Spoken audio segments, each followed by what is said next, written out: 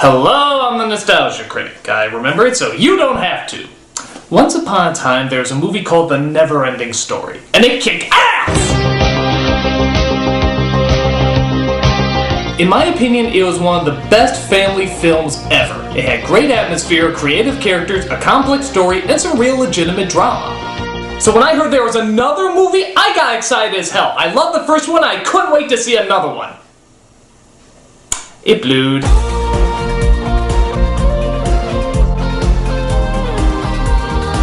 I mean, what a cheap follow-up. For a film series that was so gripping and even challenging for younger viewers, NeverEnding Story 2 gave us a really watered-down, half-assed version of its predecessor. What a disappointment. So, let's see why the NeverEnding Story should have ended. First of all, I should point out that none of the original cast is in this movie. The characters are the same, but none of the same actors play them. I guess you could argue that the actors were too old by that time, but if Hermione's breasts are still in high school, then I'll believe any age that you throw at me. So our first big replacement is the overly imaginative Bastian, who's played by Jonathan Brandis. Yeah, you remember, the hallucinating nutball from Sidekicks. Does this kid ever play someone mentally stable? Now granted, the one downside of the first film was the actor who played Bastian. He was kind of a wimp and really annoying. But that all changes here. In this film, he's really a wimp and kind of annoying. So I guess it balances out. On top of that, it's just not that great a performance. I mean, it's better than the first film, but I'm... Yes? Don't act like you don't see me. What are you talking about? You've been ignoring me since the beginning. Don't act like you don't know why I'm here. No, I don't. I mean, what, is it the Jonathan Brandis kid? I mean, what about him? You know he committed suicide. Oh, you're gonna bring that up. Everybody's thinking about it. They're wondering if you're gonna address it, and you're just tap dancing around it like some sort of idiotic moron. Alright, fine. I'll address this. In 2003, Jonathan Brandis committed suicide. Any death is tragic, and this one is no exception. And you know what? His acting wasn't half bad. I remember him on Sequest and Ladybugs and stuff. Even though the film choices weren't always great, he usually did okay. He's a relatively decent actor. I just don't think he did especially well in this movie. It's not his fault. I mean, it's a horribly written character. He's a dumbass, as you'll see in a few moments. So, just to make it clear, I have nothing against Jonathan Brandis as a person. There, is that good? Gee, that was awkward. You know, fuck you, you goddamn elephant! Oh, no, not that, forget it. So we see young Bastian in his swimming class where, hi, Speedo, where his teacher calls him hi, Speedo again, and wants him to try out on the big board, hello, humorous clown shorts. We're gonna start with the high board. But it turns out that Bastian is afraid of heights and has trouble confronting his fears. No, nobody said there'd be diving in diving class. I got a cramp. High wimp factor, Bastian. Sorry, Coach. So he doesn't jump off as he goes home to a disappointed father, played by your standard Alan Thicke impersonator. Well, addressing is common courtesy, Bastian. I mean, something you ought to learn, by the way. Look at that old rag you're wearing. He has a point there, Bastian. You do sort of look like an out-of-work Star Fox pilot. Mom made it. Ouch! You need me again? No, I'm good. Yeah. Sebastian goes upstairs and pouts about how his relationship with his dad isn't as good as it used to be.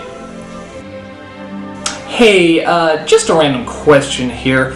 Remember how in the last film it ended with him flying a luck dragon over the city, chasing down some bullies and exposing a never-before-seen creature in front of hundreds? Are we just never gonna address that? Didn't make the news or anything? Flying luck dragon eats children, that never made the front page? Well, surely someone must have Twittered about it. Sebastian goes to the only returning actor in this movie, the librarian, as he's trying to find a book about how not to be a pussy. I'll look in my section on courage. But he suddenly hears a whispering voice from an old familiar book. That book asks too much of you. But it's the NeverEnding Story. I've already read it. Ah, but if you ever read a book twice, books change each time you read them. For example, if you read The Velveteen Rabbit again, it's really about Nazis! I really want to read it again. No. Let me borrow it, please. No, Bastian. Stop, don't come back. So as Bastian goes to read the book again, he finds it truly is a little different.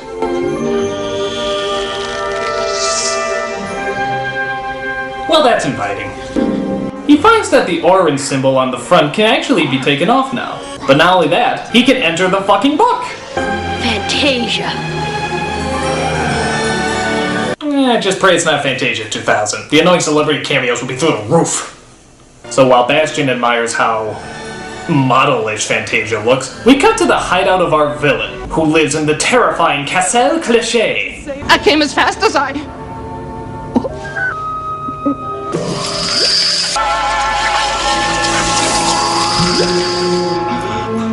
I guess she had to put her face on. This evil villainess is Zaida, also known as the Emptiness. Yeah, because that doesn't sound anything like the Nothing, does it? I don't know why she looks like Jessica Rabbit while skydiving, but I do know she has a diabolical plan to destroy Bastian as well as Fantasia. Every time the Earthling uses Orin to make a wish, my new invention makes him lose a memory. With each wish, the liquid in his head forms a memory ball. What happens when the Earthling has lost all of his memories? The beaker at the bottom is full. And the Earthling's head is empty. Oh please, you can show him Biodome and it'll have the same effect. So Zaida sends her henchman Nibley to greet Bastian and try to trick him into making some wishes. You have Orin. It fulfills all of your wishes. So Bastian admires Silver City, not Mexico, as he looks around and admires just how weird it is.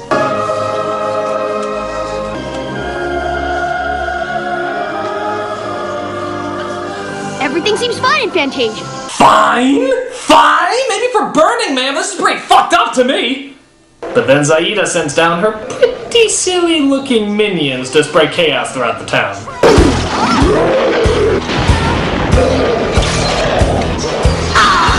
So you think you can stop me, do you? Take that! Acid! Whisk them away! Yeah, Cockadoosh has a point. Why don't you just wish them away? Just wish!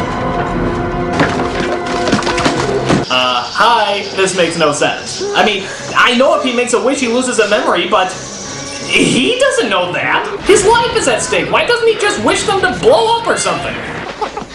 I'm safe. And an idiot. So he falls down some sort of secret chute as he comes across... I don't know. But they provide a way for Bastian to talk to the childlike Empress. We need your dreams and stories to exist. But the people in your world no longer believe in us. They have no time to give us names and stories. I play violent video games and reality TV. Only you can save us, Bastian.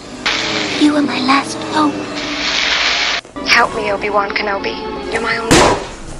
So it turns out Bastian not only has to find the evil, but he also has to name it in order to destroy it. The Empress is being held prisoner, and before we can fight the force that is holding her, I must give it a name. Well, why don't you name it after your mother, like in the first film? What was her name again?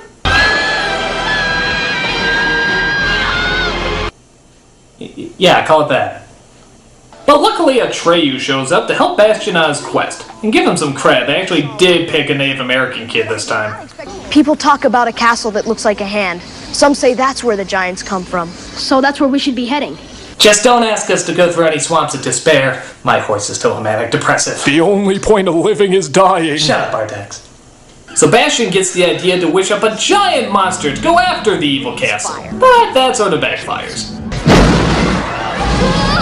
Zool, motherfucker, zool! What are you gonna do? Chase it. Did somebody say chase? Falcor! Hey, it's our favorite flying tampon. So they go after the fire-breathing monstrosity as they bravely load the stock footage from the first film. Hey look, Atreyu is suddenly a lot taller and white. Go for it, Falcor! Oh, hey, just an idea here. Why don't you wish the fucking thing away? In fact, why don't you wish all the bad guys away? This makes no sense. If he makes a wish, he loses a memory. Yeah, I got that, but why doesn't he just wish the memory machine away? They never say there's any limitation, so this movie should be over in like 2 seconds. He can just be like, I wish for a gun. I wish for that machine to disappear. Bye.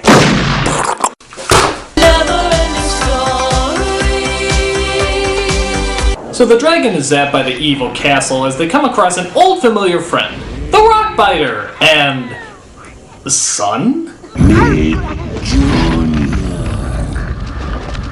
Don't ask the graphic details about how we reproduce. Let's just say I should have used rock control. Meanwhile, in the real world, Bastian is missing, and his father goes looking for him at the bookshop. I found this book in my son's room. It has your address inside the cover. Where?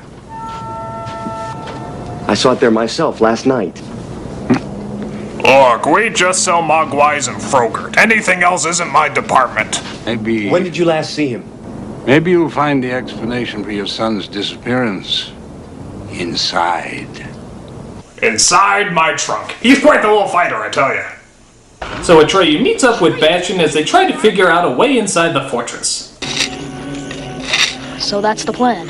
What? 3 arrows? That's your plan? Yeah, Napoleon himself couldn't have come up with something better.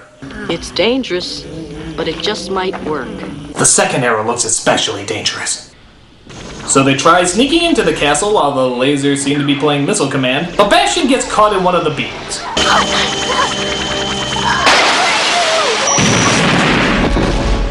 You saved my life, Atreyu. Yes. But you would have done the same for me.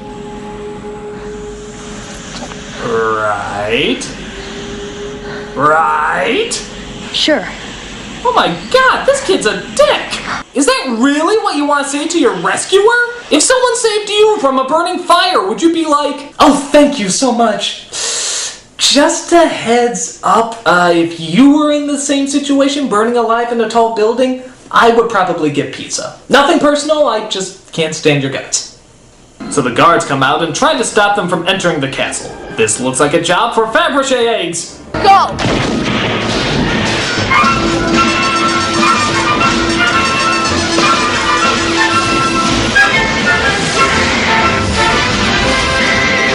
So while this Mexican fiesta is going on, Bastian manages to get inside, but Atreyu is caught by the guards. Atreyu! Grab it! Whoa! Okay, seriously, he's not wasting a wish to save his best friend? What kind of asshole kid is this? I see more kindness at a skinhead rally. We need weapons. I wish for a spray can. What you bought? A fucking spray can? That's the best you can come up with? Where's the imagination in this kid? I thought he was like the last great dreamer or something. All he can think of is a fucking spray can? The fantasies he thought up in Sidekicks were more impressive than this. In fact, he should just wish for Chuck Norris.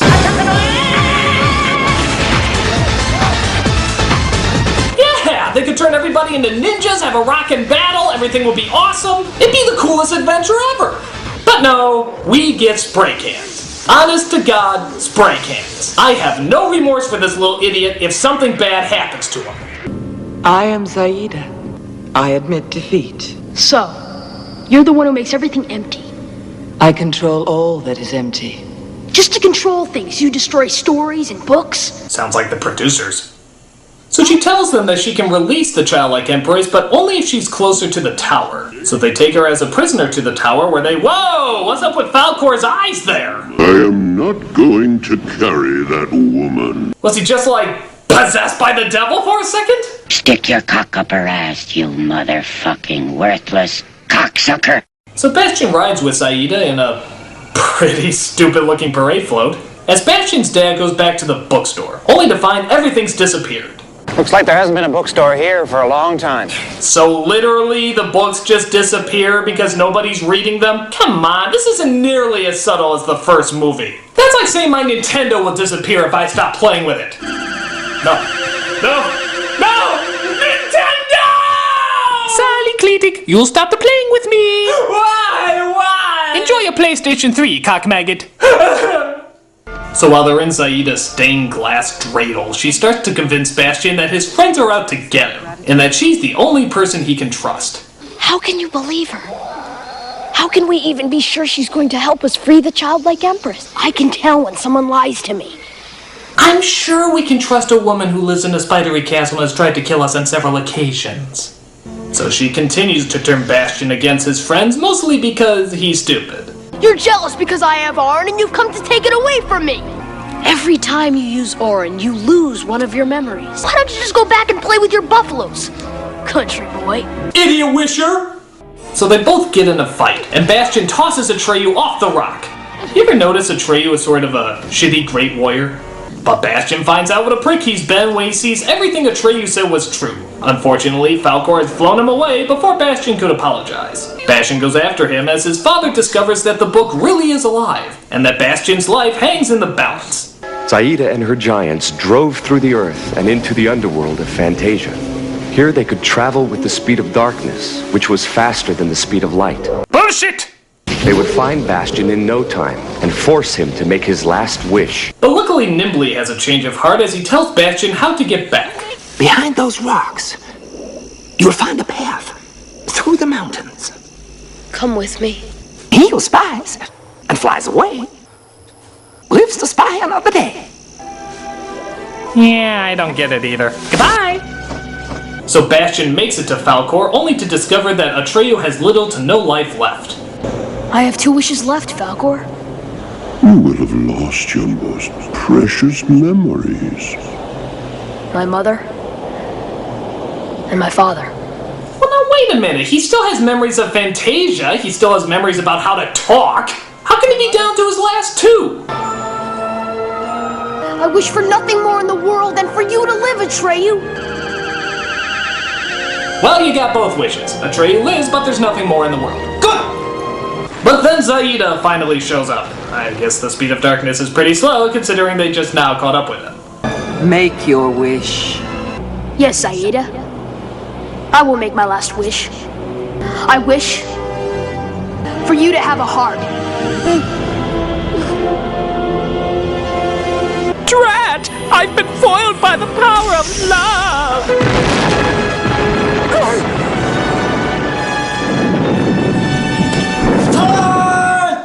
No, it's cool. What? Yeah, they got taken care of. Oh man, the one time I can use this fucking thing and it doesn't do shit! So, because hearts apparently cause people to explode, Fantasia is back to normal, and the childlike Empress is set free. You have found the only wish powerful enough to save us, Bastion. Apart from I wish Fantasia was saved. Why didn't you do that again? But Bastion still has to go home, and unfortunately the only doorway back is the ironic one. That's the way home? Yes, Bastion. The only way. There is also the tunnel of fluffy pillows, but it's being repainted. So Bastion makes his leap of faith and finally returns home.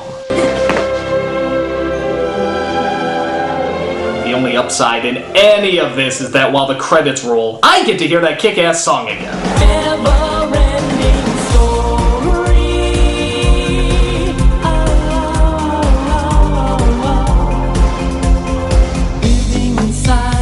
What the hell? You couldn't even give me the entire song? Oh, you half-assed nincome shit! In fact, everything about this movie is half-assed! The story's not interesting, the message is taken way too literally, and of course, the logic just makes no sense. Why would a kid who can wish for anything wish for nothing?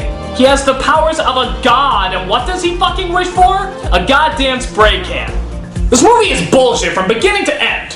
But, on a happy note, I am very satisfied that this is the very last NeverEnding Story movie. They never made another god-awful sequel that I would have to review. There's a NeverEnding Story 3! There's a NeverEnding Story 3! Come on!